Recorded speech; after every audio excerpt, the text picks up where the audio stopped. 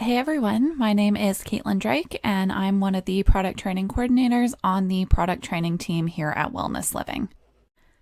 In this video, I'm going to show you some recent changes to some reports in Wellness Living. To start off, go to the app drawer and then locate reports.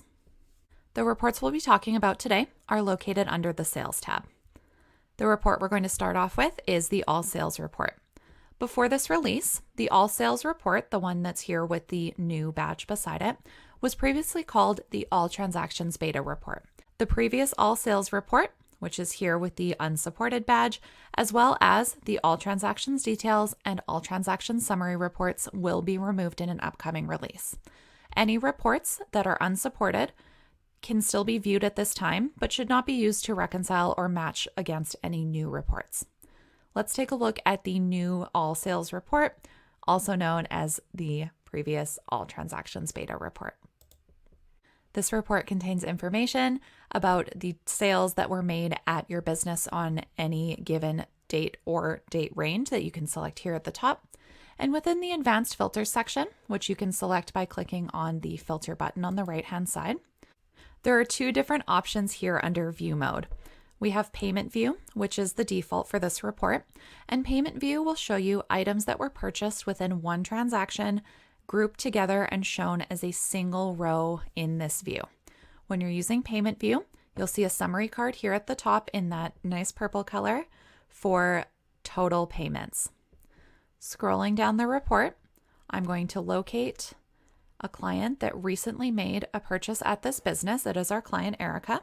And on October 1st, we can see that she bought a quantity here of 3 items.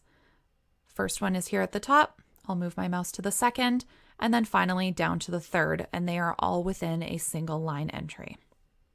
I'm going to scroll back up to the top of this report, and the other view mode that you can use in this report is Item View.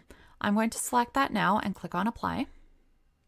And Item View will show you different items that were purchased within one transaction as separate rows on this report. In Item View, the summary card at the top will change and it will show you total items instead of total payments. Scrolling back down on the report to find Erica's entry from October 1st, here it is. Here are the 3 items that she purchased, and as you can see, they are all on separate lines in this view. In this release, we also rebuilt some reports to be based on either the Item View or the Payment View of the All Sales report. The reports that are based on the Item View are, if I scroll down here on the left, the Cost of Goods Sold report, the Sales Details by Revenue Category report, the Sales Summary by Purchase Options report, the Sales Summary by Revenue Category report, and the Sales Per Client report. So all of those that I just mentioned will be based on the Item View of the All Sales report. And we do also have 2 reports that have been rebuilt based on the Payment View of the All Sales report, which are the Batch report, as well as the Sales Summary by Location report.